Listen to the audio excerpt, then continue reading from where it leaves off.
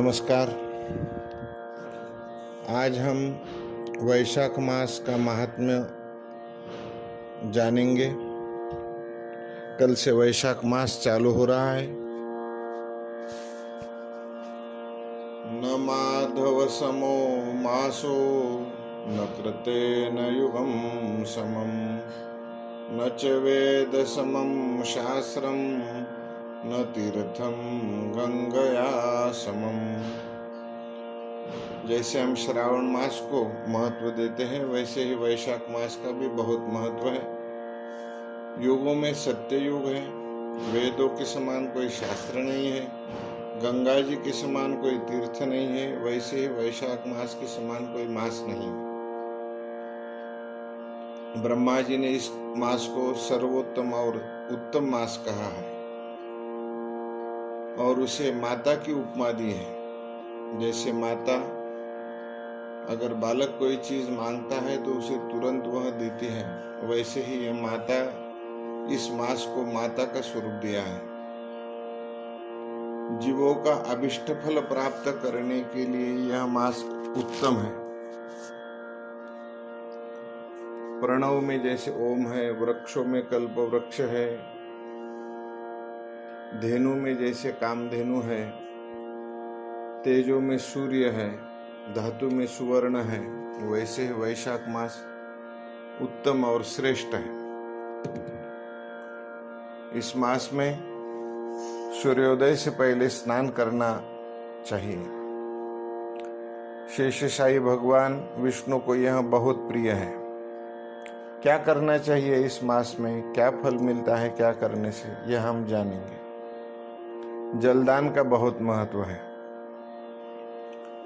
इस मास में जलदान अवश्य करना चाहिए, क्योंकि धूप का मास होता है, पानी की सबको जरूरत होती है।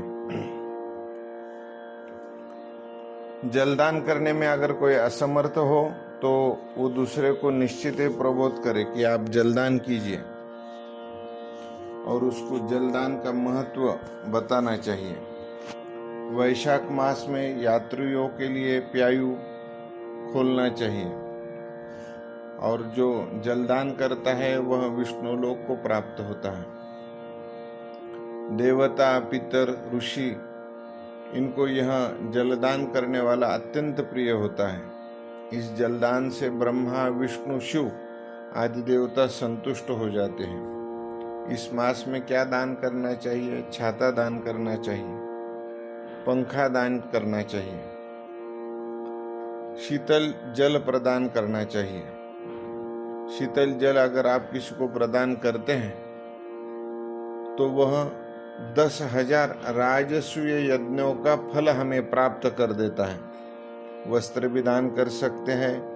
अगर आप पादुका दान करते हैं, चप्पल हो या चप्पल दान भी करते हैं तो यमदूत आपके पास नहीं आते हैं।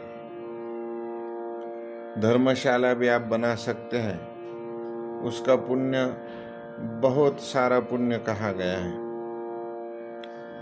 भोजन अगर आप इस मास में दान करते हो तो इसका फल का कोई अंत ही नहीं, इतना बहुत बड़ा फल इसमें कहा गया है।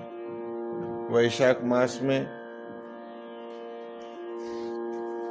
मेष राशि में जब सूर्य होता है तब से पूरी, जब मेष राशि में सूर्य रहता है तब तक आप तीर्थों का स्नान करना आपको जरूरी है।